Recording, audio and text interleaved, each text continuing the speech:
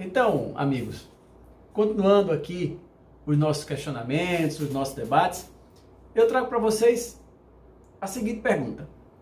É possível aplicarmos a teoria do risco da atividade ou da atividade naturalmente perigosa em face do Estado? Poderemos aplicar o disposto no artigo 927, parágrafo único do Código Civil contra o poder público? Então, para ilustrar esse questionamento, eu trago para vocês o seguinte caso, que foi um caso julgado pelo STJ recentemente, no RESP 1869-046 de São Paulo, julgado pela segunda turma, tendo como relator o ministro Hermes Benjamin, no qual aconteceu o seguinte. Um advogado foi para uma audiência no Fórum Estadual de São Paulo, acompanhando a sua cliente.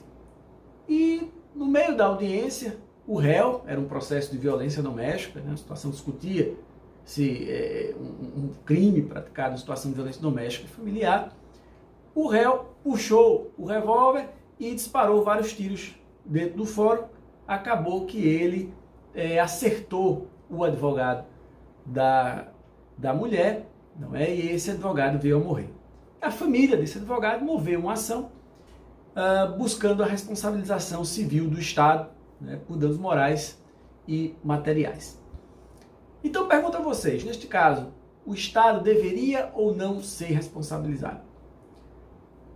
O Estado de São Paulo alegou que, nessa situação específica, tratar-se-ia de fato de terceiro, conduta exclusiva de terceiro, e, em razão disso, o Estado não deveria ser responsabilizado. Vocês concordam com esse posicionamento?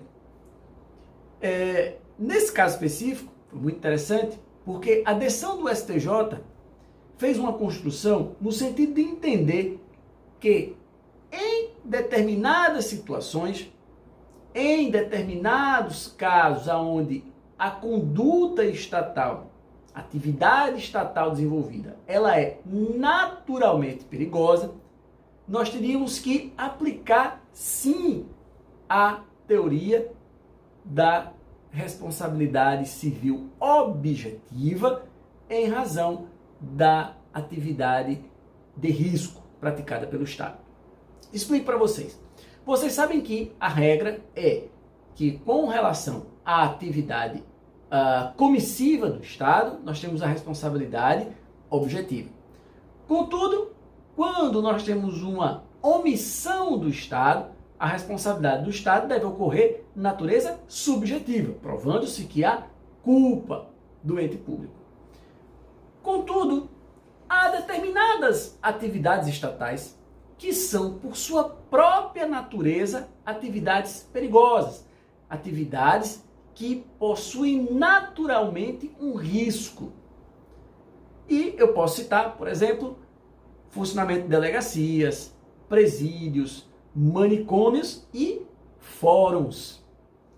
Nessas atividades, onde há um risco natural, entendeu o STJ que nós devemos aplicar o disposto no artigo 927, parágrafo único do Código Civil, responsabilizando objetivamente o Estado, ainda que em razão de uma conduta omissiva.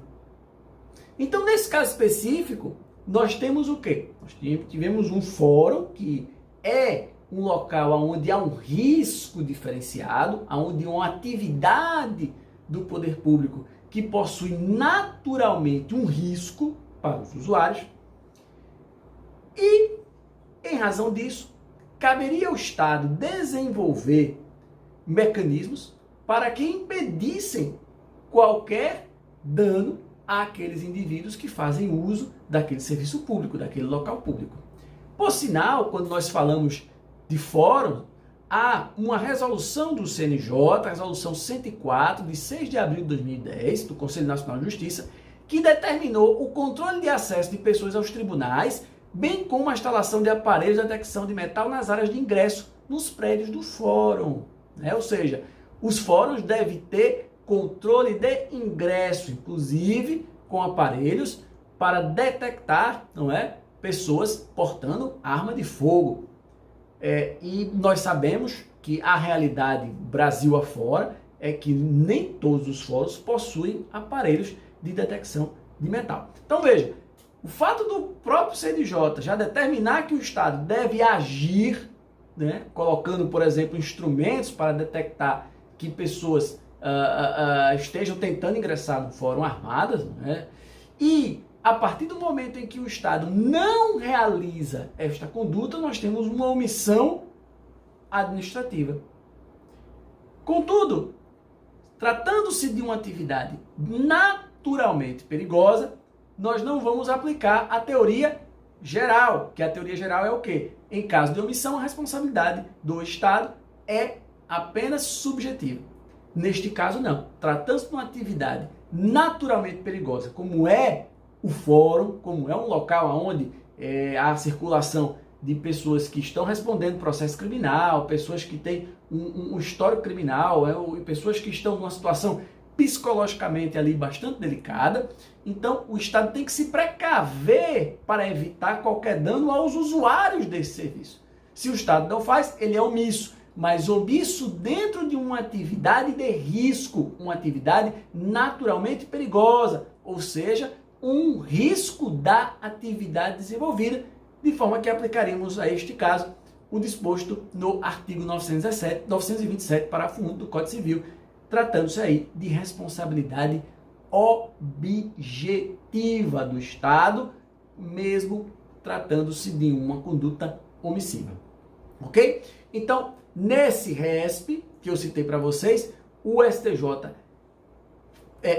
acolheu este entendimento e determinou que o Estado de São Paulo indenizasse por danos morais e danos materiais a família da vítima em razão da morte do advogado dentro do fórum, tá? Então é muito interessante a gente observar essas questões, tá? Porque a nossa atividade, não é a nossa atividade enquanto magistrados, é uma atividade que tem por sua própria natureza um risco íncito à atividade desenvolvida dentro do fórum. Assim, não é a responsabilidade do Estado nessas situações para com os seus usuários é uma responsabilidade de natureza objetiva, ok? Então, foi esse o entendimento do STJ, né, da segunda turma do STJ, e eu quero saber aí se vocês concordam, se vocês não concordam, se vocês acham que deve ser assim, que não deve ser assim. Vamos lá, vamos debater no fórum esse tema, tá bem? Um grande abraço.